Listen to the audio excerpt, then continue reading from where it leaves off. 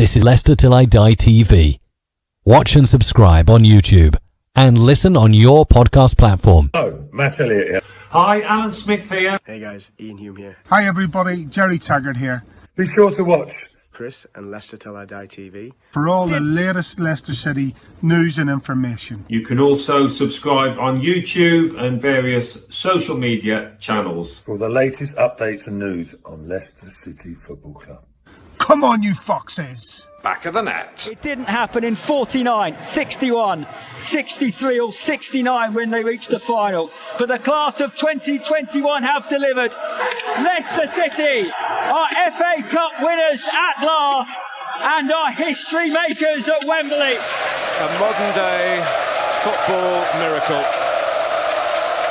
They have blown their rivals away. They have blown us all away in truth. Premier League champions 2016. The amazing Leicester City.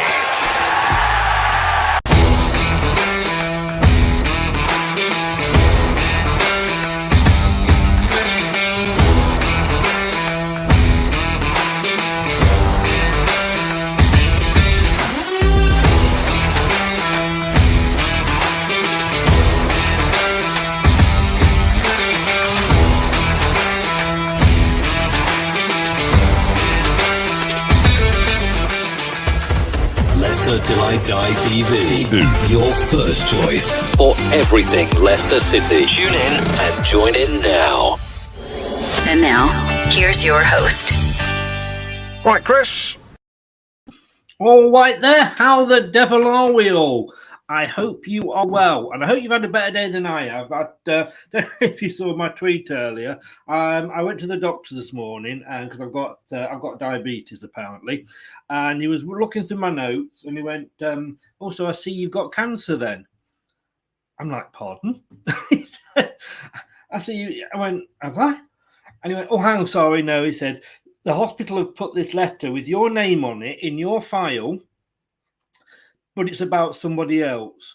And I went, "I'll tell you one thing." I said, "You don't have to check my bowel movements now." I said, "I can assure you they are absolutely fine." It's Leicester Till I Die TV. We are on Facebook, Instagram, Twitter, YouTube. We are on Leicester Till I Die TV.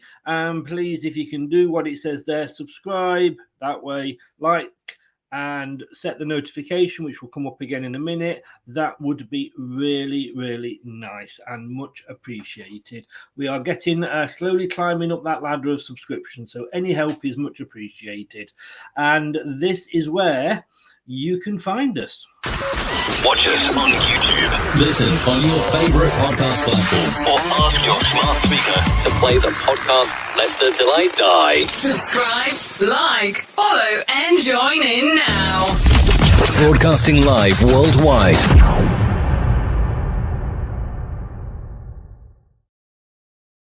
And we'll say hello to Lou. She's back. Yes. From outer space. Turn around now. Just take that look off your face. How the devil are you, Lou? I'm good, thank you. I'm a little bit stressed. So today I tried to get Roma tickets. Oh, I saw Went on the website. Yes. Went on the website. Let me pick the tickets and everything. Came to pay for them and it wouldn't let me pay. And I was like, right, what's going on? So waited for 20 minutes in the queue for the ticket office. Be told that they're not on general sale yet.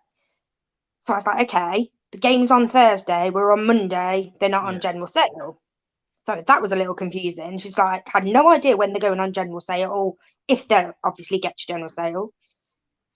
So I was just a little kind of miffed, if I'm honest, that the week of the game, we still can't get general sale tickets. I mean, normally they are so good at sorting this sort of thing out, aren't they? I'm just having a look here because I'm sure I got an email earlier, which is, the journey continues. Additional tickets available for Roma at home. Now, I'm not a season ticket holder because obviously I live down south and I'm not working now. And it says here, Leicester City season ticket holders, of which I'm not, and Fox members, which I am, can now purchase an additional ticket for Thursday night's Uefa Conference League semi-final, blah, blah, blah. If you've already purchased a ticket, there is an option to relocate and purchase your additional ticket. Furthermore, season ticket holders, Fox members can now buy up to 2 tickets per supporter. So going to that, and that came through on an email today at 5:20. So it sounds to me like they're trying to push the season ticket, the members to buy extra tickets. Well, why not just put them on general sale? You'll have sold them today. They'll have gone today. There's only 2,000 left. They would have been sold today, and you'd got a sellout. I don't get it. Well, I mean, why are they offering? It almost sounds like they're desperate to fill the stadium, which, I mean, they surely can't be against Roma. You know? They put them on general sale. They would have gone. 2,000 tickets would have gone today on general sale. I've no doubt about it. And, you know, it's okay for me because if they do go on sale tomorrow, I've not got to plan much travel. I'm 20 miles away from Leicester.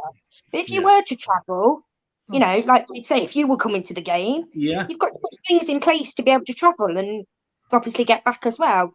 Yeah. It's not fair on the fans It isn't. And I always feel they do most things so well that when they get something not quite right, I think it possibly looks worse than it is. But I certainly feel your frustration that if they've not gone on general sale, then why let you go all that way down the sales process? Yeah, that too. You know, that I don't get. But you know, it's I'm sure. Well, good luck. I'm sure. I mean, like I say, I'm a Fox member. My son's a Fox member, and he lives down in Poole as well. And it's not often, but we get invited for the chats when they interview players and what have you. And they've got a day at the training ground on offer at the moment, so you can meet the players and talk to the players and photographs and what have you. So. I'm sure there'll be a lot of entrants for that. So fingers crossed, I would come up for that one. But hello to the Blue Podcast. I love the Blue Podcast because they use blue hearts and we can get away with it. Normally, I've got to be very, very careful. Scott, how the devil are you, sir? Welcome along. Hope you are well.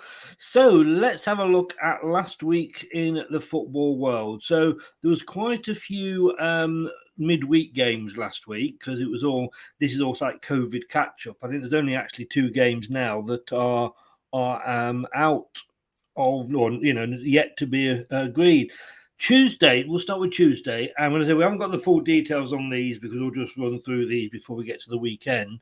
But Liverpool stuff in Man United, it was always going to be, wasn't it? Yeah, I mean, I'm not surprised by the result. I was very surprised by the United performance. After City, I'd argue actually that most Man United fans would put Liverpool, the rivalry with Liverpool, above the rivalry with Man City. And with the way the clubs are at the minute, you expect Liverpool to win. Yes. But just to play like that and to lose by that many, that's the problem. It was. I mean, I think we all watched it. Even if you're a Leicester fan, just to either laugh at Man United or just because it should have been a good game. And you look at the players that they've got in that team. Okay, I don't think Ronaldo was playing, but the other players they've got in that team. How far have Man United sunk? I mean, I used to say, and the problem I find with Man United fans, because I did a recent podcast with Brad, a Matter of Opinion podcast, which you can find on YouTube. And it was which team's got the most disillusional fans. And it was a very close call between Man United and Arsenal. I think the problem with Man United is that because they had so much success for so long, and they were a brilliant team, whatever you say at the time, it was hard when you were constantly losing to them. But Alex Ferguson, let's be honest with you, all hats off to him. Fantastic manager, best manager in the world at the time. Man United were a superb team.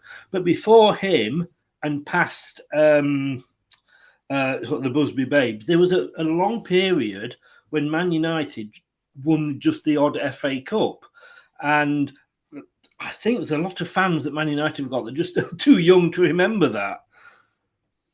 Yeah, I mean, the thing is, because to a certain degree, it happened with Arsenal as well. When you have someone that is that focal point to the max, like he'd go and watch academy games and you know, and to see the youngsters and stuff. Like he was totally obsessed with Man United. You know, when he went there, he said, "We want to be the most successful club ever, and you know, we want to overtake Liverpool's league titles and all that stuff." And it was like he was on a mission to make that happen. And he kind of led with that iron fist. So when you lose that, I mean, he's still at the club, obviously at board level, but you've now got 5 or 6 people doing the job he was doing. Yeah. Yes. Yeah. And they're not on the same page, obviously, because it's not working. No. Hi to Miss Melina. How the devil are you? How is it over in Canada? Are you still enjoying your roundabouts? And Doug, welcome along as well. Doug, now you can probably answer me this question because I don't want to go into it in too much detail because I have had my rant. But first of all, I want to say, and I did tweet this, that Manchester City fans, you are a disgrace to the club because, you know, the way that you acted during the minute silence for the 96 at Wembley was a disgrace. And I'm glad you got beat. If you want to see class as a fans, look at Liverpool. I mean, the way that they respected, and we all send our condolences to Cristiano Ronaldo. Of course we do. You know, I've got 4 kids, and I could not imagine what he is going through now. I just can't. And Liverpool, what respect they showed from the manager to every fan, and then they sang "We Will Never Walk Alone." But then apparently, and as I say, hopefully Liverpool fans might be able to tell me, but I did hear somewhere that straight after that, Man United started singing sick songs about, again, you know, fans that have passed away, which I think is disgusting. When Liverpool showed what a classy club and classy fans behave. But even if they hadn't done that for Cristiano Ronaldo at a very difficult time, and obviously in his life, that wouldn't have excused those 6 songs. Like, no, 2 wrongs don't make a right. You know, that's what I was taught anyway. Yes, no, you're right. Maybe it's just make a right. So whatever happened, but they didn't do that. Like you said, they were classy, and maybe that's because of what happened at Hillsborough. They know what it's like to have bigger things than football. Yes. You know. But then, you know, in fairness, Man United should as well. You know, they've had it in the past. Apparently, Doug, who's obviously a big Liverpool fan, yes, they did, Chris. They sang "The Sun Was." Well, yeah. Well, I think we should leave that where it is. Horrible songs. Everton song, "Always the Victims." Yesterday too, and Jordan just said, "Hey, Doug." Yeah, I mean, I just think it's disgusting, and 2 Manchester clubs there, and to do it just when the opposition club at their ground has shown such respect for the best player you've probably had in many years. I think it's disgusting. But there, I'm glad. In fairness, I'm glad you stuffed Man United after that. Man City took a bit of a while to get going against Brighton. It was 0-0 at half time, but again, it's going to go down to the wire, this title, isn't it? Yeah, because I still think Man City are favourite because if they win all the games, they win the league. You know, Liverpool are relying on Man City slipping up somewhere, which right now can't see. But we've said that in the past, and then it's happened. So it's all very close, very, very close. It is. Newcastle are just on a run of form, aren't they, at the moment? And we'll come to that later, obviously. I mean, you know, 1-0 Crystal Palace. I mean, they're just moving up the table. And I think it just shows what a good manager that they've actually got in Eddie Howe. He's doing better than I thought he would do in this short space of time. He's got them safe, hasn't he, now? Oh, yeah, for sure. And I think the thing with Newcastle in their situation was everything's changed. The attitude of the owner has obviously changed because Ashley's gone and this new people have come in, and they seem pretty level-headed. Whether they're actually going to be, you know, do the things they say they're going to do with the club and the community, you know, they're very much like, we're going to make Newcastle a better place, as well as, you know, it's going to be side to side with the football. I really hope that's true, because the Geordies fans are incredibly passionate about their football club and that's what they deserve. They deserve a club that is at least going to try and compete, because before they weren't competing in the slightest. They were never going to, actually. They were going to go up, they were going to go down, they were going to go up, they were going to go down. Was the best they could really hope for. But with these new owners, hopefully, at least a bit of a stay in the Premier League is something that's going to and I think that and the sensible owners, you know, they're taking it's baby steps, if you like. You know, don't think that we're going to be challenging for the Premier League next season, because it's not going to happen. But you know, they are being sensible. Just quickly, it's 0-0 between Palace and Leeds still at the moment. We're into the second half on that one.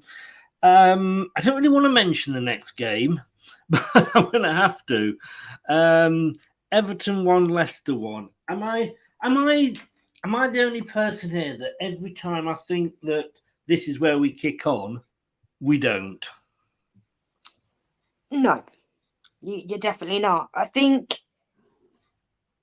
it's just little slip-ups. And I think as well, like, he's still trying to juggle a relatively small squad. We've got a lot of players back now, so the excuses are less. The performances have been better. I don't think they were particularly good against Everton, but the performances have got better. So, as we said last time I was on, things had got better and things were looking up. It's now about getting that consistency. It's all about Roma on Thursday for me now. The league is right off. Let's just forget that for this season. Write it off. We had a bad start because of the injuries. Let's not think about it too much. Concentrate on Europe, which it looks like that's what he's doing. Yes. And I think that's the right thing to do, because it is a European. It gets us into, obviously, the Europa League if we were to win. Yes. So you know, we're not going down. No. This is it. I mean, you know, Newcastle, Everton, and obviously we'll come on to Aston Villa later, but they all smack to me of sort of, you know, end of season games. Like, nobody's got anything to win. Well, I mean, I know Everton have, but you know, Newcastle were safe and Aston Villa were safe. It almost seemed like a practice match, to be honest with you. Everton, in fairness, they were scrapping for their lives. Although you wouldn't have known that against Liverpool the other day. But it's just, I think the only thing that's keeping me going is the fact that earlier in the season, we'd have probably, I know we lost to Newcastle, but I think we'd have probably lost to Everton as well earlier in the season. Yeah, and again, it's really difficult because I don't want to make excuses for the team, because the team should be doing better now. Like, they should be more consistent, but it's not that easy, you know. And they're still missing Vardy. Like, they are. Hopefully, he's back for Thursday. Fingers crossed. Yeah, fingers crossed. So, yeah. And like I say, we need to kind of write off this season a little bit and just look forward to it. You know, I mean, you know, there was the odd season, not many, I grant you, but the odd season that Alex Ferguson didn't win anything, you know, and there's many seasons when Arsene Wenger didn't win anything. And talking of Arsene Wenger, and hello to Luca, Arsenal, I mean, where the hell, you know, Chelsea 2, Arsenal 4. I mean, what? I don't know. Arsenal are such a Jekyll and Hyde team this season. Yeah, and that's, you know, probably why they're not comfortably in that top 4. You know, a bit more consistency, and they would be in that top 4. It'd probably be sewn up by now. They've got a young squad, like I said before. They've got a really young squad, and with a young squad comes inconsistency. Yes. So I think that's all it is. I think as they get better, they have more experience, I think that will come. And there is actually real promise there in that squad. There is. And I think, I mean, Luca will hate me for saying this, but I think Arteta's a very good manager if he's given time to develop. These managers do have to start somewhere. But well done, Arsenal. You know, you beat Chelsea. I mean, a few weeks ago, I was saying, after the start they'd had a run of 6-7 odd games without losing. I think they might have all even been all wins. And I know I said that 4th is theirs to lose. Little did I expect they were going to throw it away in such fashion. But now that they're coming back, it's making that fourth, fifth, sixth chase a little bit more interesting, isn't it? But well done. I wasn't expecting that. But it did keep the Arsenal fans quiet for a bit. I think it is between Arsenal and Tottenham for that fourth spot. Now I don't think Man can get it, but no, I still think Man United just got to again do what we're doing and write this season off. At least we're still in Europe to try and win one thing, But now Burnley, as you know, one of my my co-contributors a lot on this channel is Dan, the Burnley fan, and I mean this was on the Thursday night. It was a must-win game. Southampton, as we know, they win one, they lose one, they win one, they lose one, and they end up shaking it all about in the end. But new temporary manager in charge, Peter. I think it's Peter Jackson, who used to be the under-23. I was listening on Talk Sport today when I was sat outside the doctors trying to calm my heartbeat down. And they were saying he's had a lot of experience. He's been assistant managers and coaches under different.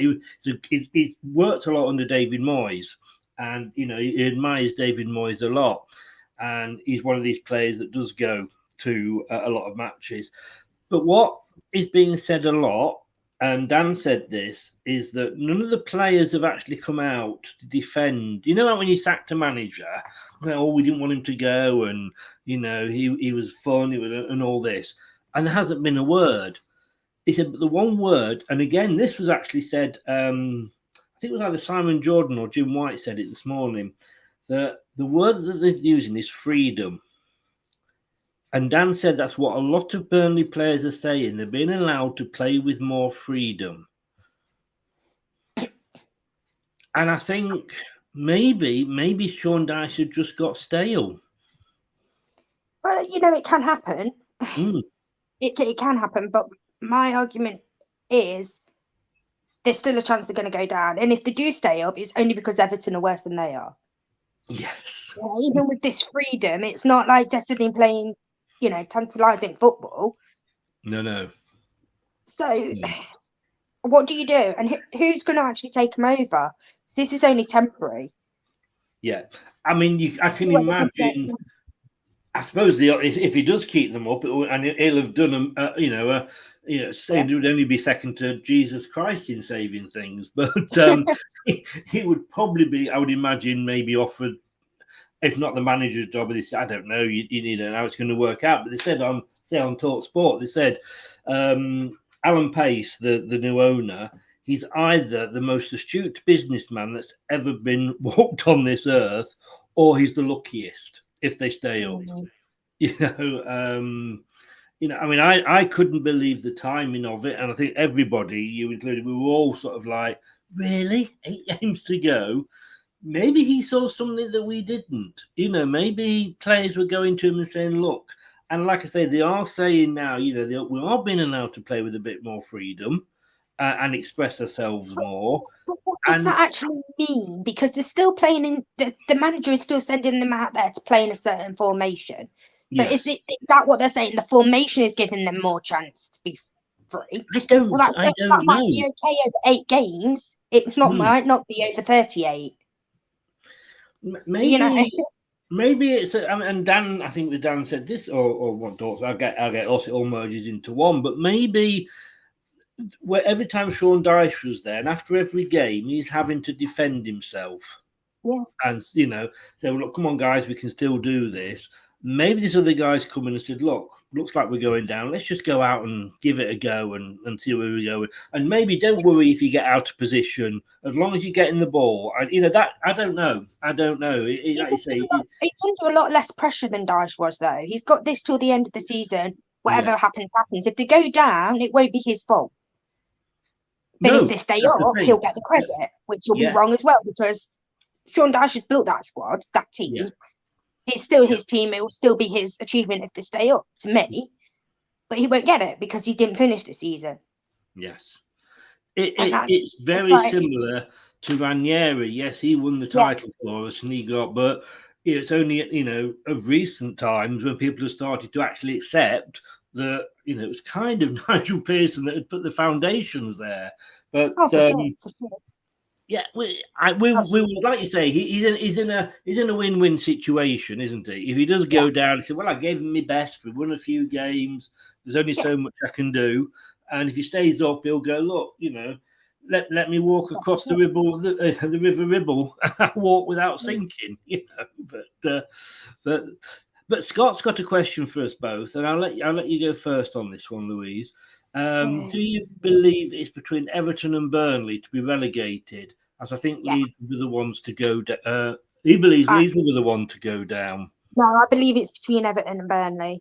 Yes, yeah. I think. I'm just trying I believe more now than ever that it's going to be Everton, because the way they're playing and the way Burnley are playing, they're just going in opposite directions. And yes. With form, it doesn't matter at the top of the season. No, Leeds are still holding Palace, and we are 66, nearly 70 minutes into the game, and it's at Palace, so that they're doing okay. I mean, they are at the moment sat in 16th with 34 points, and you've got to say Everton, who are now in that relegation zone, they're going to have 2 games on Leeds, but they're 5 points behind, so they've got to win those 2 games. I mean, you can't see them doing it, can you? No. I can't see them winning a game between now and the end of the season. And I don't say that. They've got to play Leicester again. Yeah, but it will be at home this time. So I think that will make a big difference, because they don't play anywhere near as good away from home as they do at home. No, you're quite right there. So, you are quite right. The season's anything to go by, I think we'll be all right at home. Yeah. Who do you want to go? I mean, I think we're saying here, aren't we? Like, it's bye-bye Watford and Norwich City. Yeah. But who would you want to stay up? Oh, sorry, who would you want to go down out of Everton and Burnley? Or to be honest, I'd rather have Leeds go down, if I'm completely honest about it. But I don't think that's going to happen. If I have to choose, I would choose probably Burnley, just because I've got obviously people that I know that Everton. But that's not anything particularly against Burnley. I don't have any ill will towards them. If it's got to be one or the other, probably Burnley. But like I said, I'd much prefer it be Leeds. I was hoping I could have clipped it then. If you said, "Oh, I hate Everton, I want it to go down," I clipped it and asked Chris for your mother-in-law's details and sent it to her. I jest, of course. I jest. Scott says, I mean, it is down to the teams they are playing, and I've got to be honest with you. Probably the one with the best run in is actually Burnley, because Everton, I think, have got the likes of Chelsea and Liverpool. Oh, they just played Liverpool, obviously. So I don't think that their run is a good one. It's going to be interesting at both ends. 8 games and 7 games to go, whatever it is, and nothing's decided yet. Although obviously, like I say, Norwich are virtually as good as down. Yeah, right. Watford as well. I don't think they're gonna. No, I agree totally. And we spoke about Man United earlier, and they were the first game against what looks to be a revitalised Arsenal. But as we're talking Man United, I've introduced this as well. It's time for the Daily Manchester United.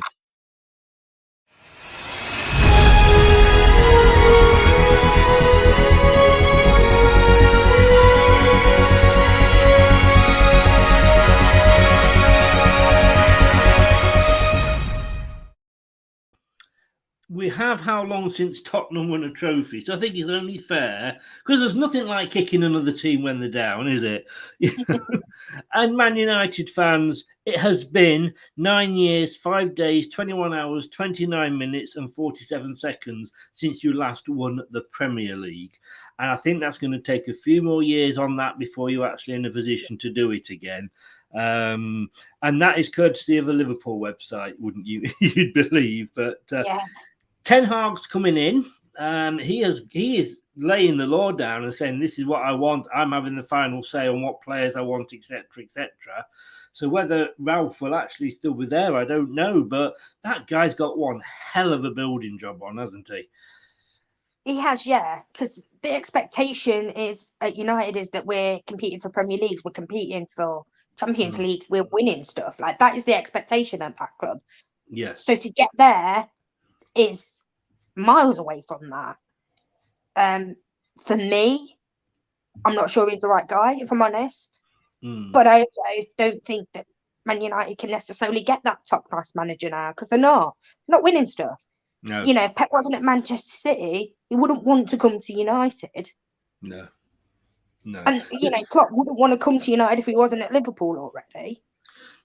Do you not think, though, like Ten Hag's looked at this, a bit like the Conte situation when he finally went to Spurs, that, well, hang on, you know, what is there to lose? This is a Man United job that doesn't come around every time. Again, if I fail, then 4 or 5 managers before me have failed. I'm working with nothing here. I've got to get a lot of players out, because there's players there that are just dead wood and are just, you know, taking the money. You just listen to Roy Keane after every match, he'll tell you. But if he does, the sun will shine out of his arse again. So again, he's in a no-lose situation, really. It's just whether, and I was speaking to a Man United fan the other day and said, like, will he be given time? And he says he's got to be. He's got to. He's because of the task, of the size of the task of rebuilding that club. He says that he's got to be given time. If he's not, then it's just suicide. Yeah, and that's the thing. Like, with their managerial choices before this, I feel they've been quite short-sighted about a lot of things. And again, there's that need for success. There's a need for success there, not just for the club itself, but for the fans. They're not used to not having trophies. They're not used to getting, you know, 4-0 by Liverpool. They don't like it. Obviously, why would you like that? You know, getting some 4-0 by, you know, your closest rivals. And also, like, even when they weren't winning, they were close to winning. If they didn't finish first, they were second. So, they'd get to finals. Okay, they might not win them, but they'd get there. They had that opportunity to win.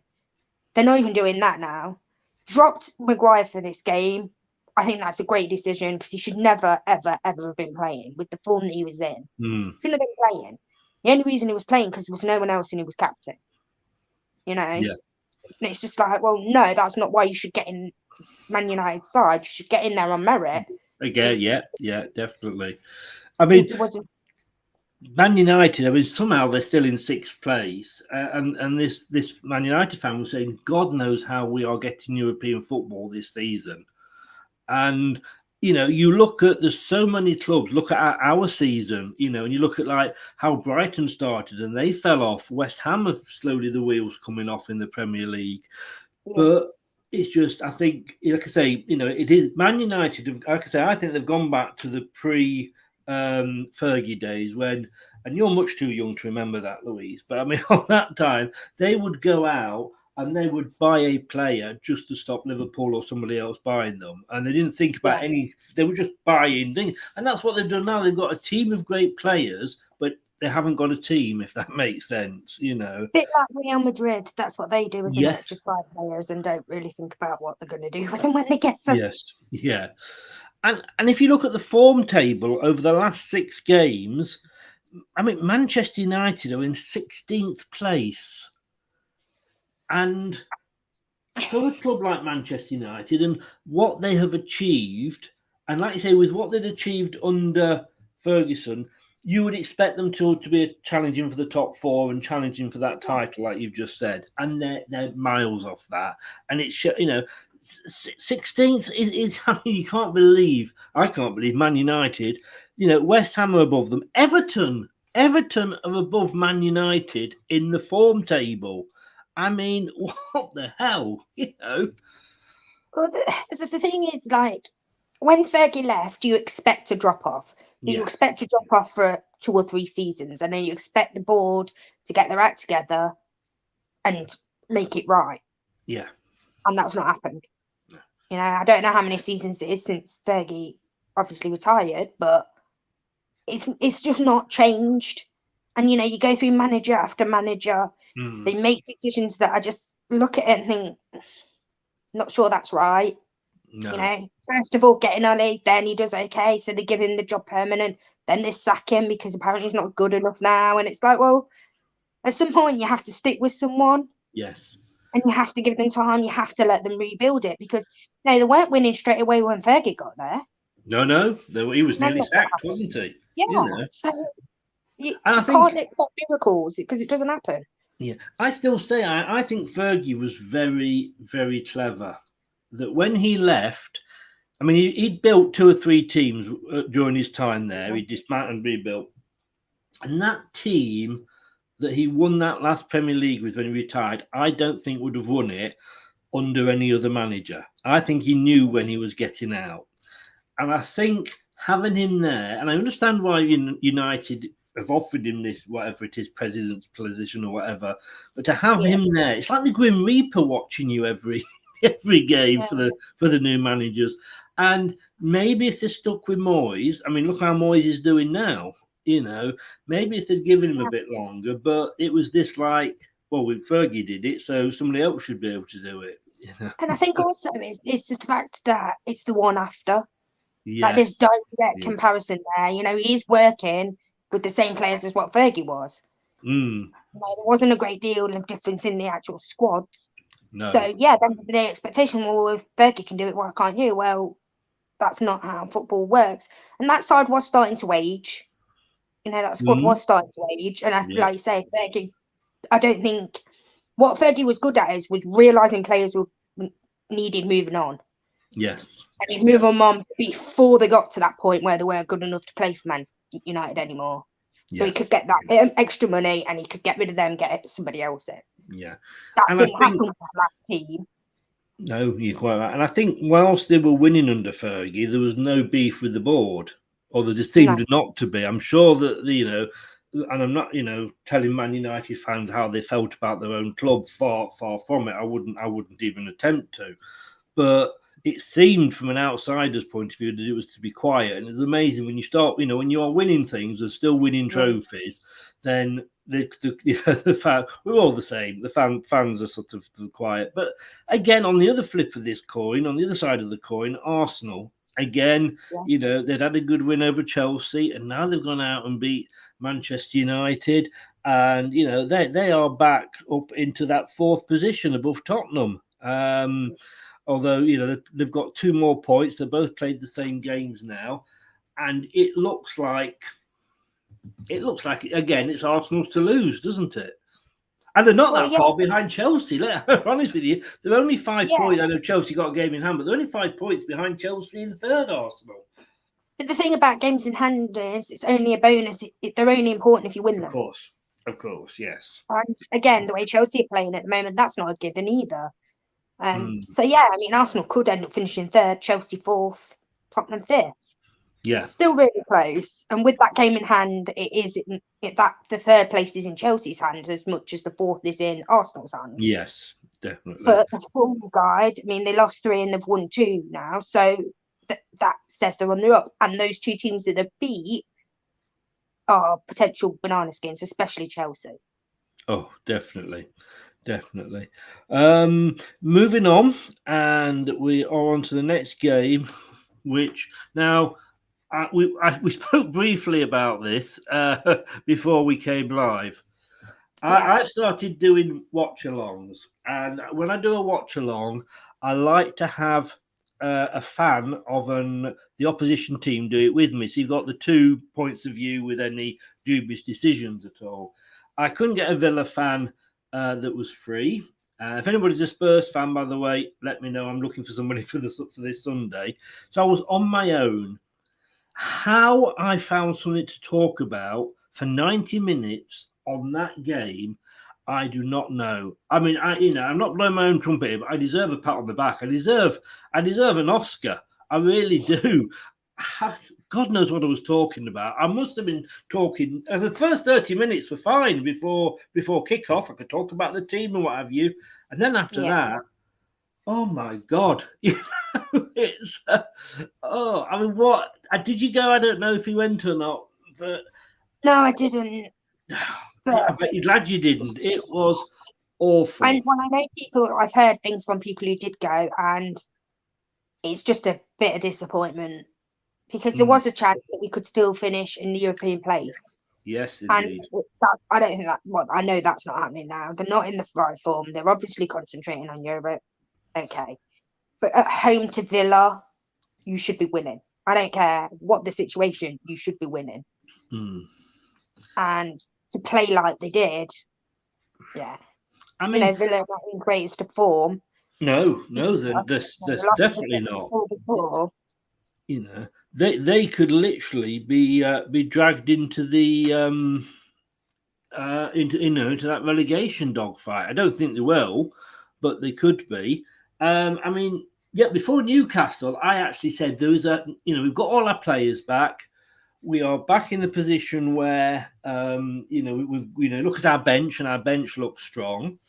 And I expected the changes because we played Everton midweek and we've got Roma obviously on Thursday. Yeah. And I thought, before Newcastle, there was an odd chance we might just get into that position because other teams were sort of throwing points away. And when I looked at the team that was announced, I thought, fair enough, it wasn't that far off the team that went out against Palace. And we played well against Palace. And, when you look at the team that was on the pitch, you look at basically the team that was on the bench, if you like, we'd got, I say, two very good teams there. Our squad is as stronger than it's probably been for many, many years. But it was the performance. Yeah, it's not good enough. No. I can't defend it other than to say he's concentrating on Europe. That's the only thing I can say. But even then, your professional pride should take over a little bit. You should try and win the game. You're playing at home, in front of your own fans who have paid good money for their season tickets, good money for the tickets in general. Go out and put a show on for them. If you're not going to get in that team on Thursday, make the manager make a decision. Give him something to think about. Like, why would you not do that? And if you are you think you're going to be in that team on Thursday, make sure you are. Put in a performance where he can't leave you out. To me, that's what he should be saying to the players. Okay, look, none of you are guaranteed to start. Show me why I should put you in my team. Make me unable not to play you on Thursday in this semi-final. Make it so I can't drop you. Yes. And none of them did that. None of them did that. No. I mean, I want to ask you something that Brad says, and it's regarding Tielemans, that he has been off form recently. I put a bit of that, I've got to be honest with you. I mean, him, KDH and Maddison, they're not being rotated. They're playing every game virtually, or if they are being taken off towards the end, they're playing three quarters. They must be knackered, but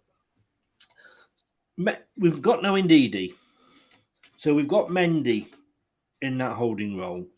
Now, last season, when Mendy, at the start of last season, Ndidi was injured and Mendy came in and did absolutely nothing wrong. He's very good. In fact, I think he's a better passer or distributor of the ball than Ndidi, but Ndidi is obviously a lot better of the tackler. And what Brad seems to think is that it's almost like Brendan's putting Tielemans that bit deeper to keep an eye on Mendy, as if he doesn't trust Mendy. Well, if he doesn't trust Mendy, why is he putting him in the team? Because he's stifling Tielemans. I'm not seeing any sort of attacking intention from Tielemans at all. And in Europe, he's playing Tielemans as virtually as the defensive midfielder. So if he doesn't trust Mendy, why doesn't he put Chowdhury in, who he was singing the praises of only 2 or 3 months ago? I don't think it's solely Tielemans' form is solely down to the fact that Mendy's playing over Ndidi. I completely agree with you that Mendy is a different player to Wilf. Like, Wilf is going to be the better tackler. He's going to win that ball back. He's not, and there is probably less for them to have to worry about in the sense of we need the ball back, because that's what you need. Every good team needs that ball winner, and Wilf is ours. I don't think that's what's affecting Tielemans. I think he's knackered. He's played a hell of a lot of football over the last 2 seasons for us. And I just think he needs a bit of a rest. But he can't rest him because he's our best player. But he's not He's our best player overall, but he's not our best player at the moment because he is being overplayed. When you are changing Daka and you're changing Inacho between games. When you're changing the back four and, certainly the central defenders every game, why aren't they changing Maddison, Tielemans and K? I know KDH is younger. Because I think if he doesn't play Tielemans and they lose, it's why didn't you play Yuri? If he plays Maddison, he doesn't play Maddison. Well, why didn't you play Maddison and we lose? It's because of the results we're getting. If we were winning, nobody would be saying anything about Yuri's form at all. No, of course no they one wouldn't. would be mentioning Yuri's form at all if we were still winning. The fact that we're not is the reason they are. And those two things go hand in hand, obviously. He's the best player. He can make things happen. It's like Maddison. Okay, he might not. He might have a bad game. But you get off your seat when they get the ball. Because you know what they are capable of doing. It's like when Barnes gets there. You know what he's capable of doing. Does he do it every time? No. But you know he's been a bit off form as well, hasn't he? Yeah, I think, again, injuries have plagued him a little bit this season. And I think that's just hard. I think it's hard when you kind of stop and start. But he's the best we've got. So play him. Like, you have to play him. Yeah. And I'm just... And what gets me is, like, as I say, just if we'd have lost to Villa because we haven't played Tielemans and Maddison, and he came out and said, "Look, guys, they're knackered, and those are two players I need to be in the semi-final first leg against Roma," everybody would go, "Fair enough, Brendan. We understand." But would they? Well, this is the thing. If you say they would. I'd understand that. And I'd say, yeah, you're putting your eggs in the European basket. Fine. Yeah. I would totally understand that because this Thursday night is the biggest single game we've had since that FA Cup final. Yeah. It is. It's a season-defining game, isn't it? Yeah. And it's the possibilities that it creates. No, we get through this semi-final, it's a one-off game. Anything can happen in a one-off game. Yeah. So I would understand him putting the eggs in that basket rather than having to win however many we have to win to get in the European places that way. Yeah. But it's an expectation. He's sending out a team that he thinks can win every game. If people think that he's not doing that, then they're stupid. Of course he is. He's sending out a team he thinks he can win. Yeah, he does have to think about the other games. But only he knows. He is the one talking to Yuri every week. He's the one, or every day. He's the one that's watching him train. He's the one that's talking to him. Maybe it's just a case of, you're going in the summer, let's get the best out of you while we can. And who knows what's actually going on? Totally understandable, like you say, but like you say, manager's job, you're buggered if you do, you're buggered if you don't. So, if he scores the winner on Thursday, no one's going to say anything. Yuri scores the winner on Thursday. No one's mentioning his form. No one's mentioning what Brendan should or shouldn't have done. Yes. It doesn't mean that it's the right decision or that the performance will be any good. It's about winning. It's just about winning. Always. 100%. 100%. And, we sit here and we quit. I mean, years ago, you never had all these different channels and places where people could come on and argue. And, we in a way, I sometimes feel, and I know sort of AFTV have been accused of this, but the funny thing is sometimes I think you're looking for things to criticise to start conversations. I always say in the Facebook group, I don't know if I've said this to you before or not, that what I post isn't necessarily, and it says this in the rules, what I post as admin is not always what I think, but it's what I think will create a conversation. Yeah. Majority of people will come on and go, you know what, Chris, I don't agree with that. It's blah, blah, blah, blah. Yeah. Others, and every club's got them, the Tandale fans, will come and go, well, that's a stupid, you're an idiot. And not, add anything at all. And it's the same with this, as it's literally how, we're almost looking for it, aren't we? But there is criticism. There is criticism of Brendan Rodgers when he's making those decisions because that's his job. His job is to make sure they win. But it has to be constructive criticism. It has to be criticism with understanding what his aims are. We don't know what at the beginning of the season the aim was. It certainly wasn't to be where we are in the league, I don't think. No. But again, circumstances have dictated that that's what's happened. So then you reassess. Well, Europe then has to become even more of an importance. Yes. And actually, we are in a semi-final, a European semi-final. Like, people are taking the league as all that is going on for us this season, and it's not. Take the whole season, not just the league, and actually, it's not as bad as it sounds. No, there's 16 other teams that in that Premier League that would swap places with us right now, and I don't care all this sort of it's only the conference, blah. No, they would want to be in that, and they would want the chance to say we won it first. You know, as Scott says there, Josie knows how to get teams to win trophies. Not like he used to, he doesn't, and also he also knows how to get sacked when he plays Leicester. When was the last time he won a trophy? That is when a very was the good last time question. Jose actually won a trophy? Yeah, I don't know. When he came back the second time, didn't win one with Tottenham. So when was the last time he actually won a trophy? And that doesn't matter. The past is in the past. I don't care what trophies he's won. It'll be how we play on Thursday against each other. Yes. And then the following week. Trophy, you're only as good as your last match, players and managers. Right. It was the 2016-17 Europa League final with Man United. So he hasn't won anything for 16, 17, 18, 19, 20, 21, 5 years. 5 seasons he's not won anything for. So it's a semi-final, you know, and we should not be worried. I mean, you know, we know that he may come and park the bus. We know how Josie plays because we played him enough times when he's been managing teams in England. Yes, he will also know us as well, of course. But, you know, if that ends up 0-0 again, I'm not as worried as I might have been because I've seen what we could do at Eindhoven. And Roma are not the club that, I mean, I think it was Rennie was saying Inter beat them 3-1 recently. They're not the club that, you know, we're playing the club in 2022. We're not playing the name. Yeah. You know. Yeah, exactly. Yeah. I totally agree with that. And I also think, like, we obviously have to respect that we're playing Rome and they're obviously a decent side to have got to the semi-final as well. But we've got to know that we got to the semi-final too. That actually, when we play well, we are a good side. We are a good side. Can we go and win? Yeah, I wouldn't rule us out if it was 0-0 on Thursday.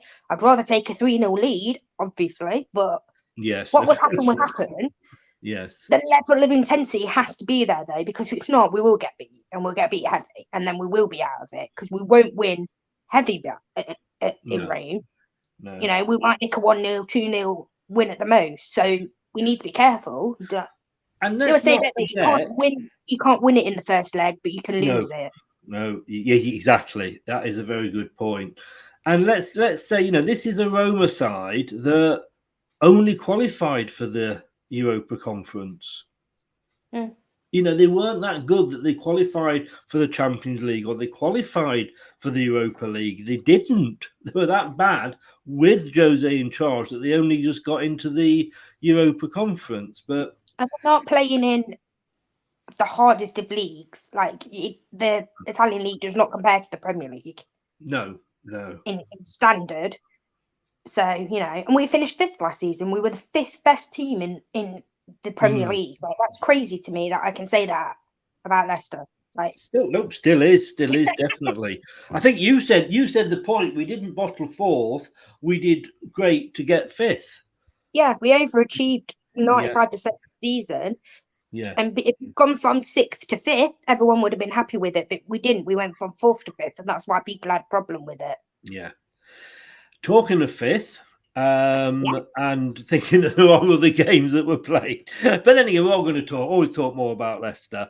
Manchester City 5, Watford 1. I mean, I'm surprised Manchester City stopped at 5, to be honest with you. You could see that coming a mile off, couldn't you? Yeah, you'd never think that Man City are going to slip up, especially not against Watford with the season they've had and the form that they're in. And obviously, at Etihad, not at Watford. Everything was against Watford to win, but it's a game, 11 players against 11 at the start. Like, they still had to go and win the game. So, you know, won it very convincingly. But that's what you expect. And, you know, Watford's so bad defensively. So bad. Like, every goal was, you could pick a Watford mistake somewhere in the build-up to the goal. And that's not to take anything away from the 5 that Man City scored, because they still had to take those opportunities and make those opportunities. But, yeah. And is this the game, do you think, that virtually condemned Watford? I think they were gone before it, to be honest. I thought they were gone before it, but yeah, even more so, obviously, now. Yes. And not just the fact the points, it affects, obviously, their goal difference by 4. It's just, I just don't see them getting out of it. And again, I've got nothing against Watford. I've got nothing against those teams down there, any of those teams down there. But it's just like, you can't play that poorly and expect to stay in the Premier League. No, you know, everybody sort of says to me, there's Mella, a Watford fan, he comes on and he goes like, why do you hate Watford and Norwich so much? And I actually don't. I have nothing against, I don't say I love the clubs, but I have nothing against the clubs. I have nothing against the fans. And I think the fans deserve more than they're getting. They deserve some decent owners. What I hate is the way those clubs are run. But that's another story. But then, and this is the other reason I hate Norwich is because I actually put them down to beat Newcastle after the performance against Man United, and maybe that says how bad Man United are, that they nearly got beaten by Norwich City had it not been for a Cristiano Ronaldo hat-trick. Newcastle, I mean, if you look at the Premier League, I mean, where are we? We're here. If we look at the Premier League, Newcastle are above us, above Leicester. Now, I never thought I'd be saying that at the start of the season. No, and again, it's really difficult because they haven't obviously got the European distraction. What you can't underestimate the change of playing Newcastle now to playing them earlier in the season. Yeah, like it's almost it's like they're a different side, and they're not. The players are exactly the same players, but they're playing with confidence, and they're playing with a manager who is saying, you know what, we can do this. This is how we're going to, set up. This is how we're going to do it. This is how we're going to score goals. Are they scoring the most free-flowing? No, but they scored 3 goals against Norwich. Okay, it's Norwich, but you never would have thought that before. No. You would never have dreamed that they would have scored 3 goals in a game, because I didn't think they had the players to do that. But obviously they have, and it just shows you what confidence to do. Winning is you breed winning. You win 1, it's easier to win 2. Then you get on that roll, and that's what they've done. And it's just the whole atmosphere's changed within the club. Everyone's happier. They're winning, so they're happier even more. Ashley's gone, which they've wanted for probably nearly a decade. Like, everything is just on the up for them. It is. Hayden says here, I would probably say they have a lot of money with new owner Newcastle have. They have got a lot of money, but let's be honest with you, it's all relative. And, I don't begrudge Newcastle getting that money at all.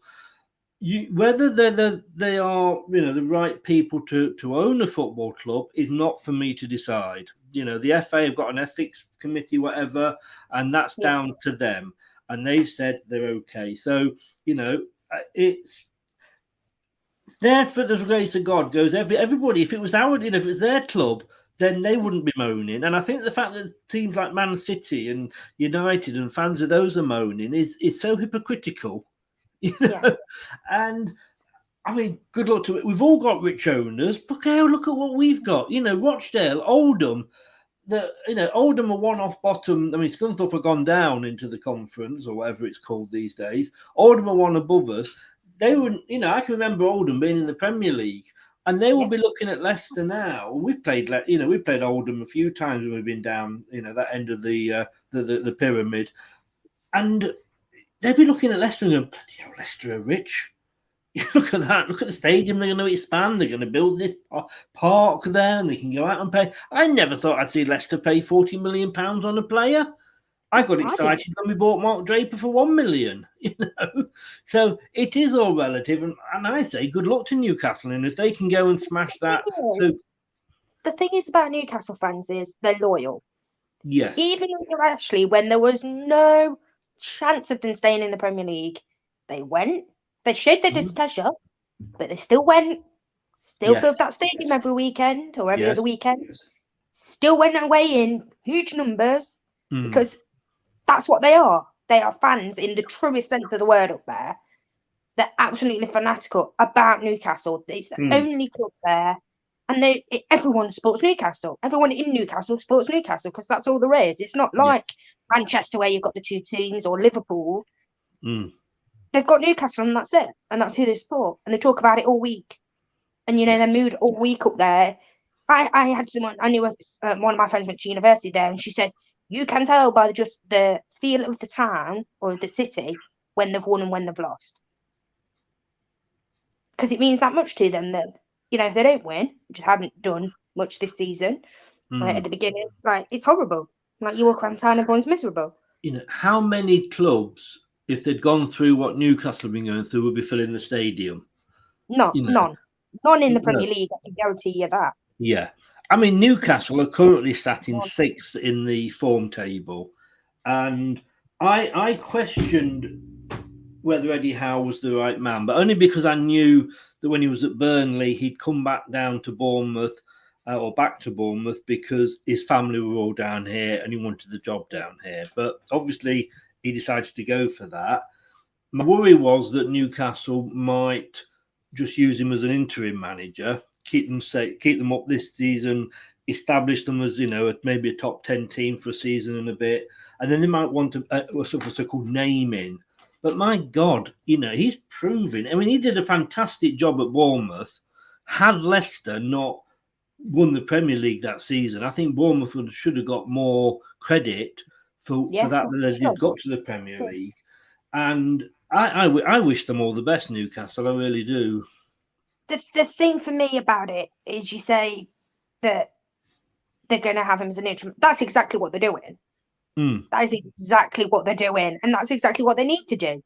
But it's a great opportunity for Eddie Howe as well.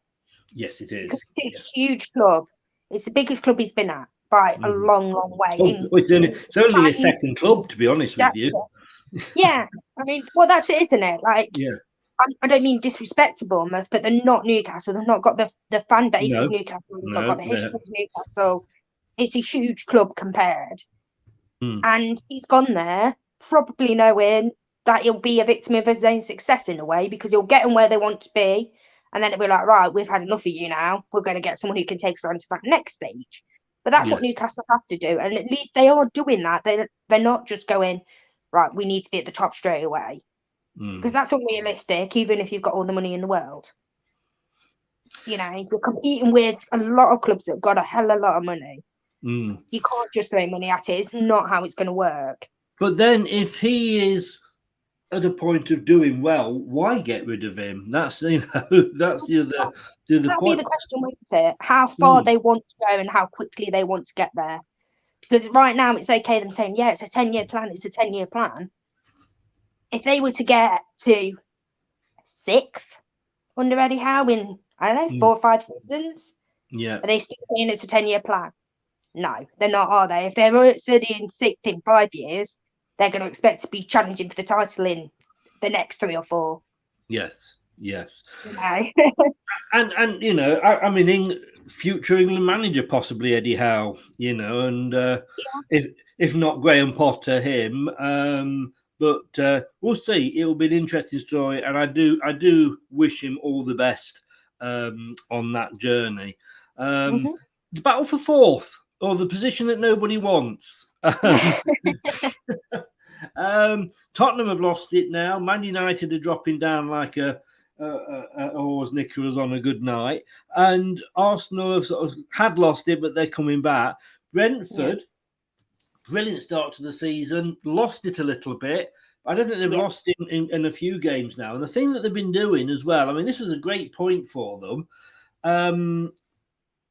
They've been beat when they were winning. There were winning teams around them.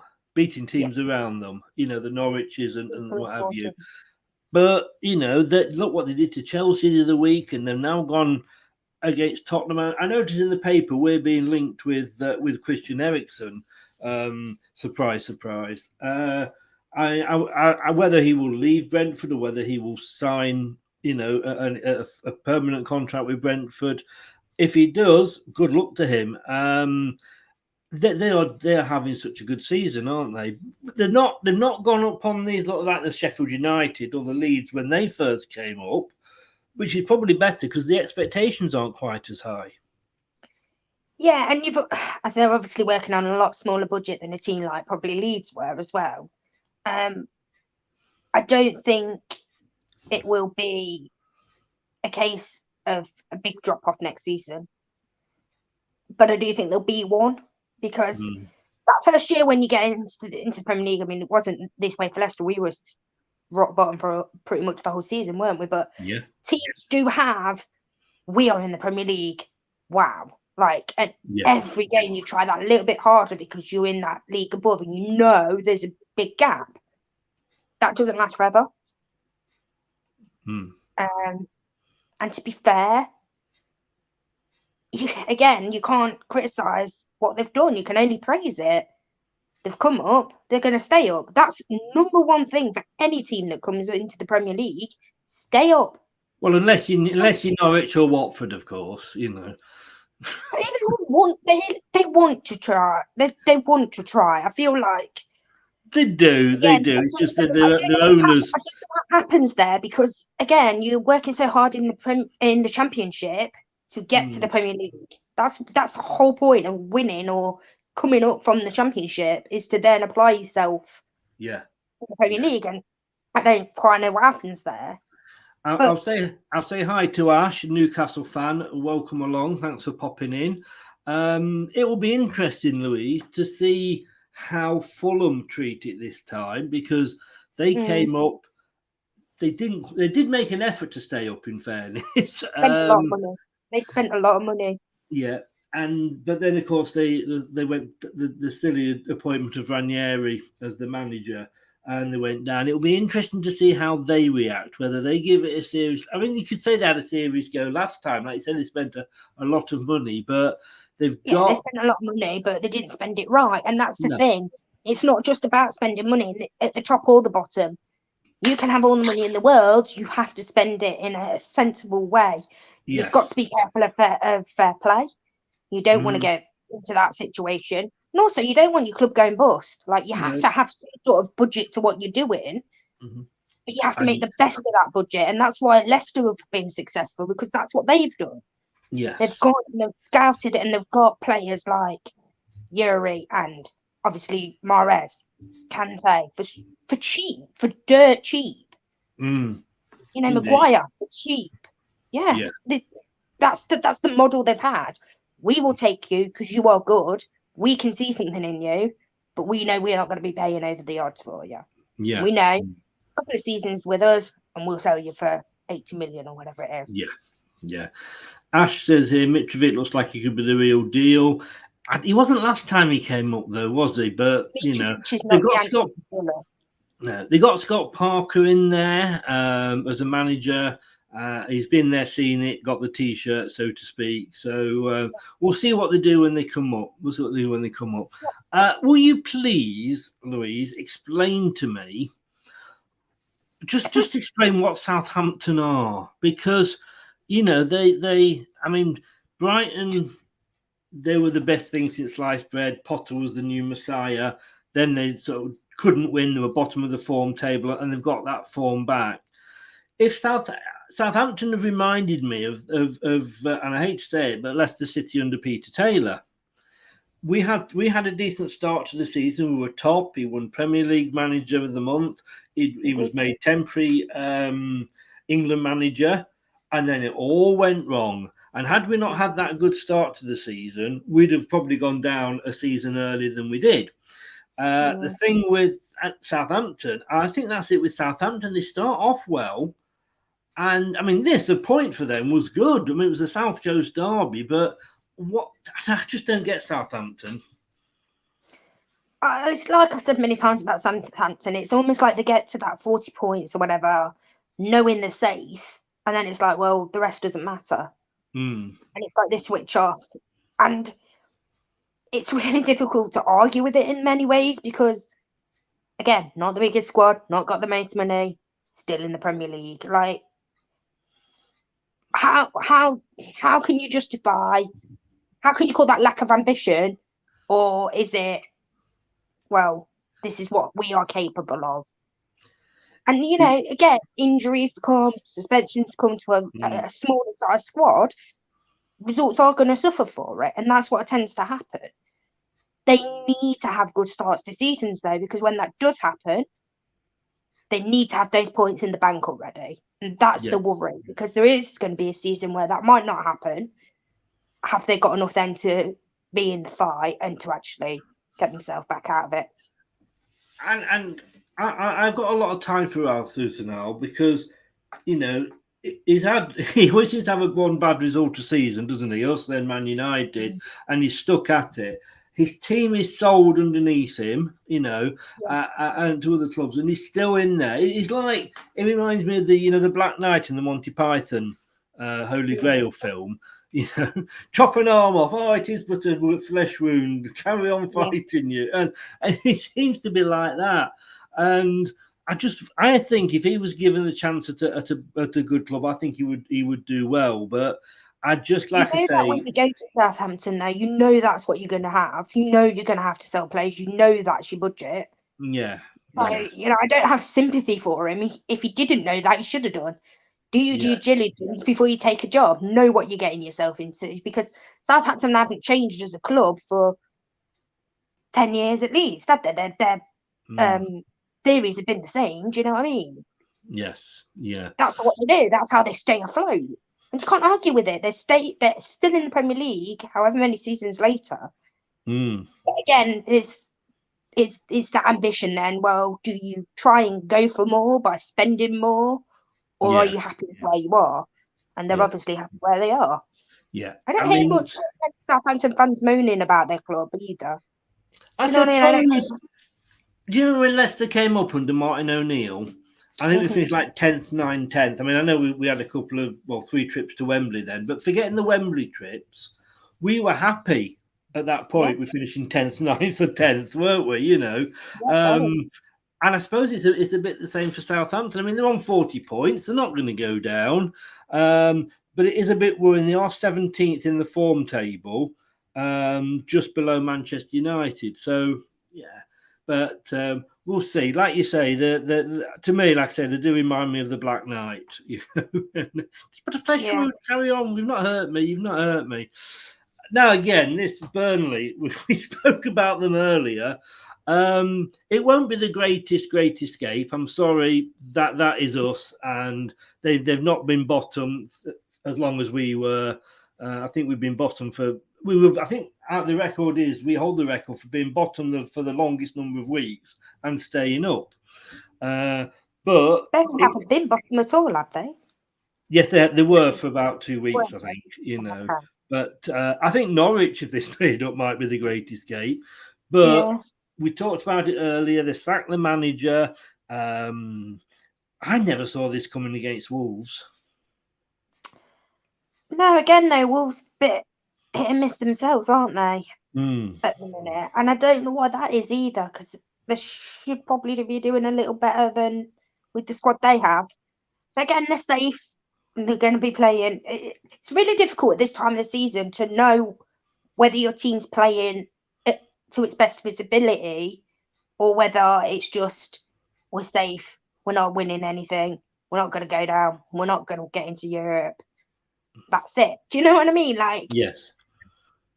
Is it because they're kind of already checked out, which if they have is disgusting because there's many games to go and actually your fans are still paying for those games. And, you know, again, professional pride. But when you've got nothing to fight for, it must be a lot harder than when you have. Whether that's relegation, Europe, or, you know, winning the title.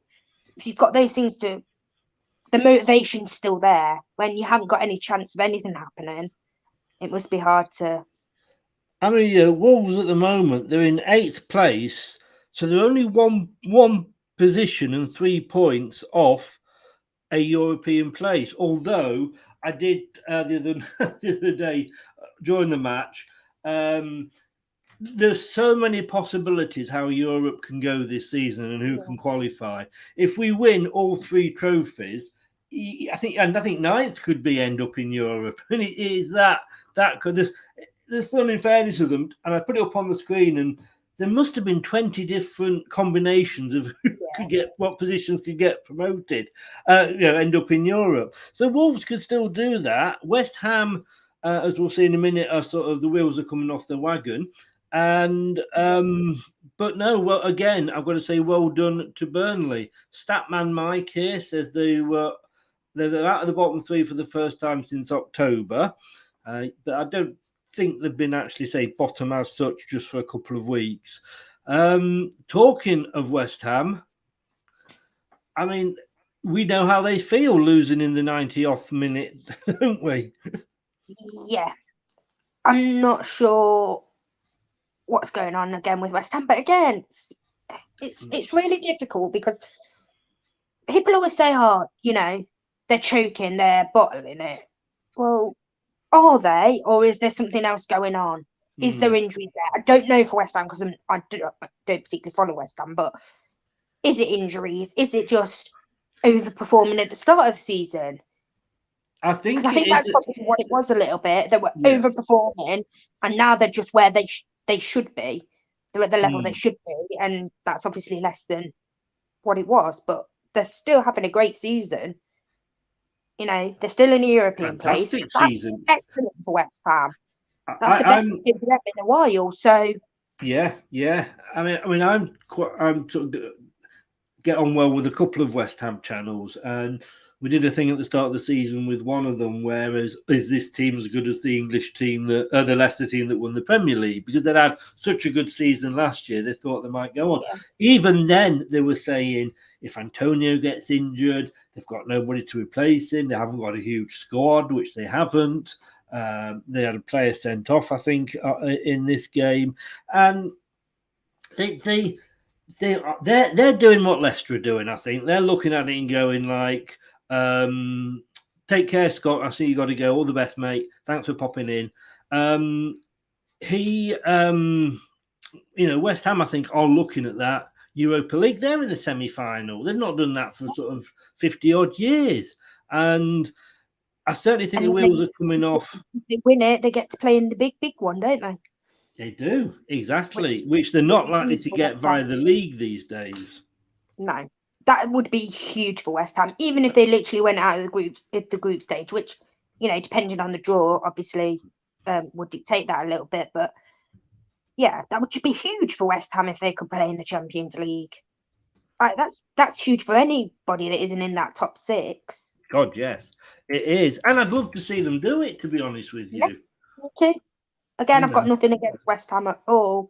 And if it can't be Leicester, then I want it to be someone like a West Ham who, haven't had that for a while. I know they have won European trophies in their past, but it's in their distant past. So yeah, if it can't be Leicester, let it be someone like West Ham. I always remember that their chairman never got on with our chairman. I don't think our past chairman, but my whole opinion about West Ham changed after the helicopter accident and how they reacted towards us for that. And yeah, I got a lot of respect for West Ham after that. I'm not going to be honest with you, but yeah, Chelsea, after they got stuffed, were back to winning ways. It's the whoever's going to win it is going to be in the top 2. Liverpool, but you tell me 3rd, 4th, 5th, 6th. I mean, Chelsea, you'd probably think should get 3rd, but after that, it's just anybody's, isn't it? Really? Yeah, Chelsea should get 3rd because they've got that game in hand as well, haven't they? So they should get 3rd. No guarantees they're going to win that game in hand, though. So no guarantees they're going to get 3rd. But yeah, they should. And then after that, you're looking at Arsenal and obviously Spurs. Yeah. The way Spurs. You can't, again, they've not scored in how long, Spurs? You can't do that and expect to get in the top four. The league is too competitive. Like, if it isn't Arsenal, it would be Man United, you know, in a different season. You can't do it. And again, I don't think that Conte was the right person for Spurs at all. The rumours are, of course, that he could be going to PSG next season. That wouldn't surprise me at all. And he could be successful at PSG. Yes, I think he could be. Anyone could be successful at PSG. Unless you call Pochettino. Yeah. You know, but, I think the thing with PSG is, if you don't win that league, you are doing something very wrong. Yes, something really wrong, because not just the money they spend, but the players they have should not have any problems in that division at all. French league is not of a particularly high standard. No. Which is sort of say why it looked bad. I think that Pochettino didn't win it, to be honest with you. Declan Rice is great. You know, he's turned down 3 contracts. So it'll be interesting to see where he is next season. Conte with the backing could take Spurs forward. Zidane is going to PSG. Chris, I don't know, to be honest with you. As you know, Mike, this is why I'm having you on our European show. I don't. I was only just what I read. It was what I read, and there's so many things going around. I read similar, Chris. I read that he was going to PSG. Yeah, but again, it's paper talk, isn't it? It is. It's all paper talk, you know. But I mean, you know, Soyuncu going to Real Madrid. Oh yeah. Okay. Last game, and I mean, Frank Lampard had obviously taken driving lessons off Jose Mourinho, because boy, did he park the bus in that first half. And I was beginning to think, oh, are Liverpool going to actually be the ones to blink first? But no, they stuck at it, and I think Everton did well to keep it to 2-0, to be honest with you. Yeah. I completely understand why Frank parked the bus in the first half. Purely because you cannot be 2-3-0 down at half time. Like, no. That's unacceptable. And I just knew that they were going to score. I always felt that Liverpool weren't going to score. Always felt that Liverpool were going to win. I mean, in recent times, obviously, they've had the best of this fixture. Yeah. For a while now, but at home, at Anfield, they're not going to slip up. It's like they're not going to slip up against anybody. Like, and just every time they go forward, they look like scoring, and they've got so many different ways to hurt you, so many different threats. You know, if Mane doesn't get you, then Salah will. If Salah doesn't, it's someone else. You know, they've got Trent and Robertson on the wings just bombing forward all the time, putting in crosses for people. And yeah, just, you know, obviously Origi and Robertson scored. You know, for your wing backs to be able to do that, like, that's obviously an advantage going forward. Yeah. And they just, you know, press so well, and it's all Klopp. You can see Klopp from back to the front of that team. It's his philosophy of, you know, the high press, the energy, you know, you don't stop till the whistle goes. And that just was way too much for Everton. Way too much. Yeah. Mike, I mean, I actually put a thing about Richarlison, is he being sponsored by Love Honey because he goes down that often.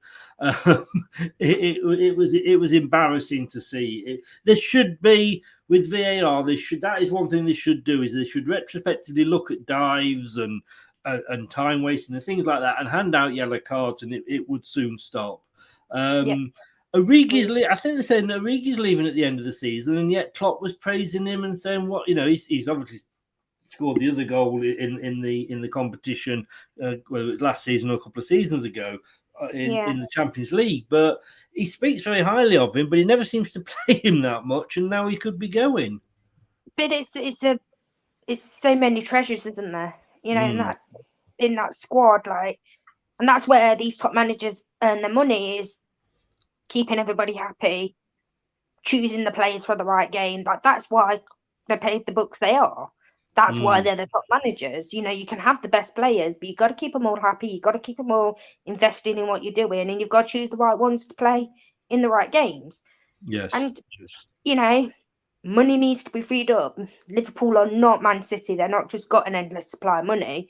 So it's going to strengthen somewhere in the summer. Then, yeah, you might have to get rid of the lesser players, if you like, ones that you're not playing as much, to then buy what he wants to buy.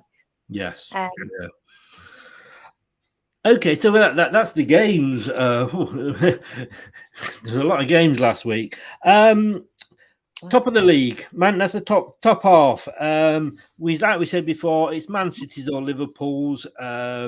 It's so tight, and it's the case, I think, of who's going to blink first. You would think, like you said, Chelsea would get third. They have got that game in hand. Fourth position. I know, Mike, sorry you're in here. I don't think Man United, and I think you probably agree, Man United aren't going to get that fourth position. I can't see West Ham. I think it's an Arsenal or Tottenham battle, that. Yeah, I think so. I mean, it's 6 points, isn't it, for United? That's a lot. Because it's not just about getting those 6 points. It's about Arsenal and Tottenham dropping those 6 points. Yes, exactly. So, exactly. West Ham and Wolves still in with a chance of that 7th place between them, and Newcastle. I mean, above Leicester, all credit to them. I never thought, as I said earlier, I never thought I'd say that at the start of the season. no, got the games in hand, but obviously got to win those games in hand. So we have, yes, definitely. And then you got the bottom, with the same two still swapping and taking those bottom 2 places. Watford and Norwich, deja vu every time they come up, but they seem to say like those 2 places. Is it between Everton and Leeds, or Everton and Burnley? Now this was done before Leeds played tonight, and that finished 0-0 at Crystal Palace. So they are 5 points then ahead of Everton. Yes. They don't have 34 points. So they've got a game in hand over Burnley, but on level on games with Everton. No, they've got a game. They're going to be on equal games. Oh, sorry, that one's tonight. Sorry, wasn't it? Yeah. Sorry, yeah. Yeah, I mean, it's still pretty tight. Leeds could get in there. I just don't see Everton winning the games. I just don't see it, and that's the problem. Yes, Leeds might lose. They might even drop down to 17th. Burnley go ahead of them, but I can't see Everton winning the games to do that, to go ahead of them. No, not at all. I think I'm not critical of Everton because I watch Everton. Yeah. Maybe if I was watching Burnley and Leeds as well, or as closely, I'd be, a bit more critical of them as well. But like I said, I just can't see it. Turf's turned up late, not unlike Burnley for the first half of the season. Sorry, mate. Just as we're discussing that. I like Leeds. As I tell you what I think I like about Leeds is that their fans to me aren't, no disrespect, Mike, but they're not the Man United, Arsenal ones that are, we are who we are, so we should be here. They've been down in the 3rd tier, with like we have been, and do you know what? They're enjoying being back in the Premier League. I've never heard any fans going we're back where we belong and all this, So I don't mind. I don't mind Leeds, to be honest with you. Do you think Leeds are safe now? I mean, mathematically they're not, of course. No, it's really difficult because as much as I don't see it with Everton, it could happen. Yes. They've got the players that could win games. But I can only go on what I see, and I don't see it happening. I don't believe it's going to happen. But while it's mathematically possible, who knows? And Everton have got a tough running, real tough running. I was just looking then, funnily enough, and I forgot to mention this before when we were talking about energy levels. Brendan Rodgers' conclusion that his side showed plenty of heart but signs of fatigue was as accurate as it was worrying. If you go on the BBC website, there's some interesting stats there, but then again, you might not want to be. Very, very quickly, just touching into the Championship, Blackburn won tonight, Dan. That's where you were, weren't you? You were at Ewood Park, weren't you, watching your favourite team, Blackburn? Fulham, of course, are up, so, and I say it will be interesting to see how they react to coming back up. Bournemouth are not. I mean, they've got games in hand on like Huddersfield, Luton Town, and Sheffield United. Blackburn are in 7th, just 3 points behind the 6th place Sheffield United, so they could sneak into the playoffs. Nottingham Forest, they've got 2 games in hand and they are sitting pretty. They could still go up automatically. Do you want to see Nottingham Forest back up? Yeah, I'd love to see Nottingham Forest back up. I'd also love to see them go straight back down, but we'll see. Yes. That is nice one. No, it would be nice to have them up because it would be nice to have a bit of a rivalry. I mean, we are not their main rivals, are they? It's quite clearly Derby, but to have a bit of a local derby and just a bit of banter with the Forest fans, I know would be quite nice. Yeah. And Leeds have got some difficult games coming up. Apparently, I think Burnley, Turf was saying they've got Leeds. We go Watford. Leeds have Man City on Saturday, so Watford have got the easier games. Burnley got the easier games coming up. It's nice to be at this part of the season and everything still be open. It's also very nice to not be in this half of the division, not having to be looking down at relegation ourselves, because we have had to do that in the past. We have in the past, yes, indeed. We call this a disaster season, but it's not, is it?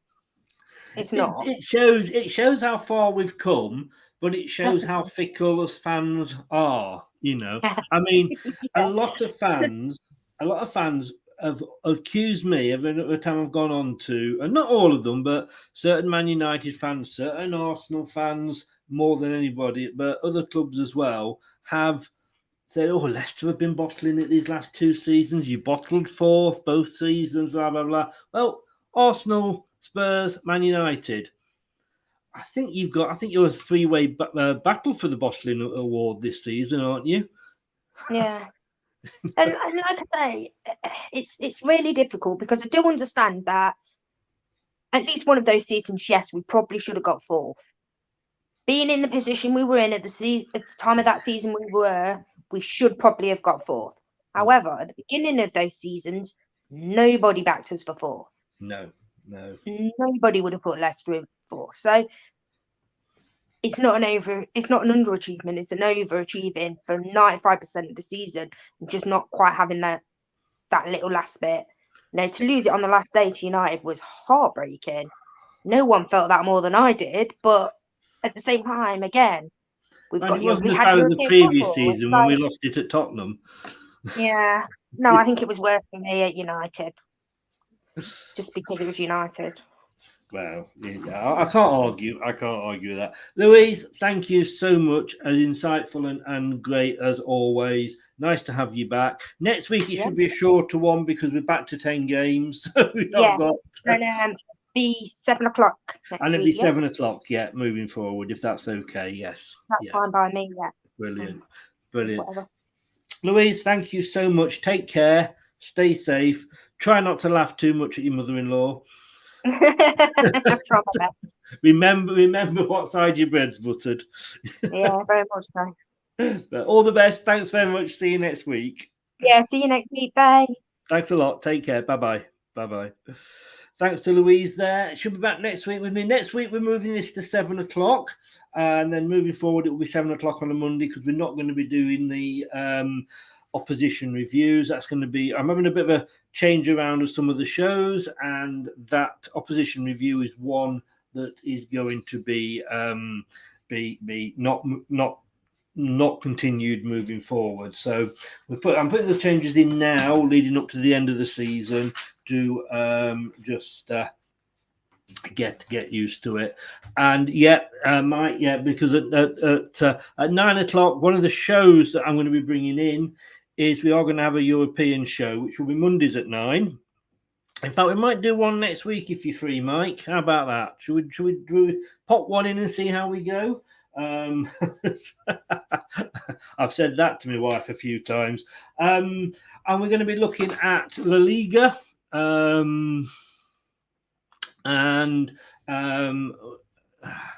Basically, it's been a long day. France, Italy, Germany, and Spanish leagues. We'll be looking at all of those with Mike and possibly with Doug as well. So it'll just be a little bit different. We'll see how that goes. It may fall flat on its face.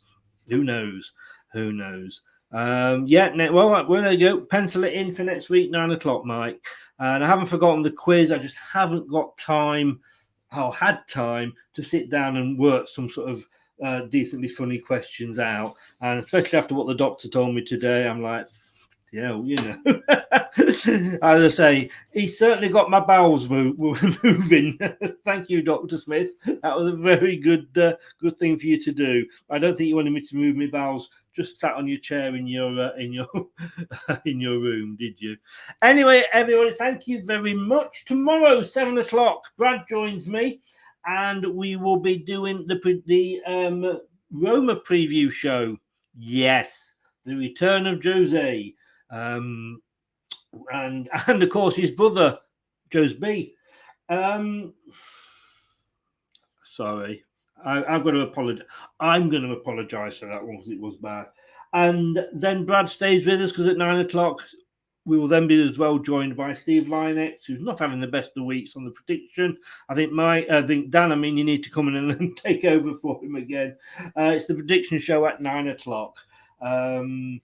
I think I got a day off on Wednesday. And then on Thursday, it's the big one, semi-final. And I know it's the conference, but wouldn't it be great? Wouldn't it? Yes. Yeah, Mike, it was. It was. I'm sorry. To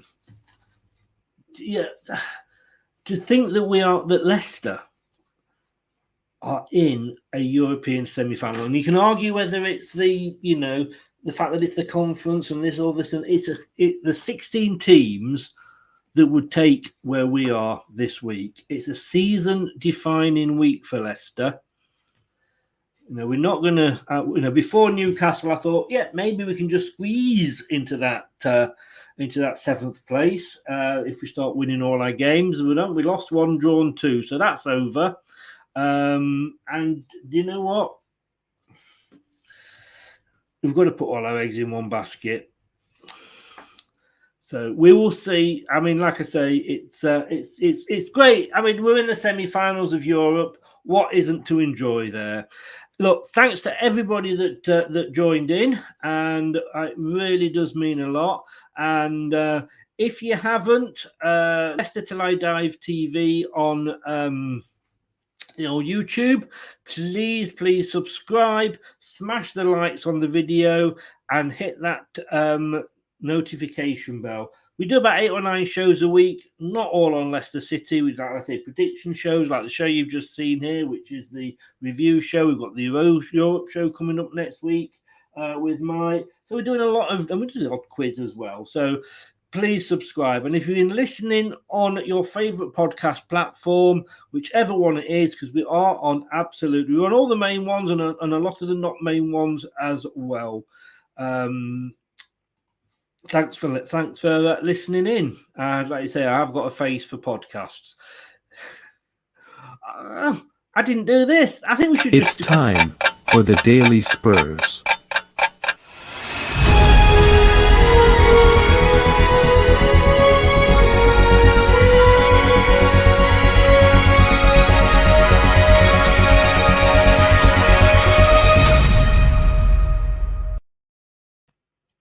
It's 14 years, 56 days, 5 hours, 9 minutes and 30 seconds. And Mike, I don't know if he's still in or not.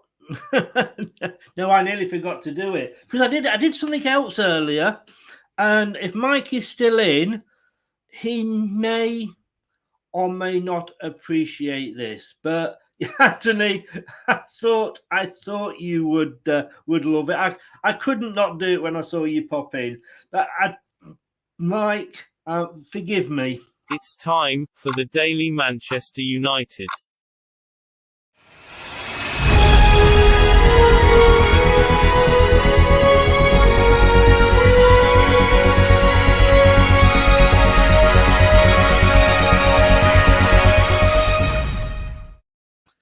And we are looking at 9 years, 5 days, 22 hours, 40 minutes, and 26, 27, 28 seconds since Manchester United won the Premier League. Just for you, Mike. Oh, anyway, I will see you tomorrow at 7, and we have got the Roma preview. Oh, European semi-final. You do not know how much I am looking forward to this, especially after the news I was told earlier. Take care, guys. Thanks for watching. Thanks for listening. Whichever platform you've been doing it on, please subscribe if you get the chance. If you haven't done on YouTube, Leicester Till I Die TV. See you tomorrow night at 7. Thanks to everybody that was in the chat and Mike and Scott for modding. Take care, and I will see you tomorrow. Don't do anything I wouldn't enjoy. Thanks for watching Leicester Till I Die. This is Chris saying goodbye and see you next time. Follow us on Facebook, Twitter and Instagram.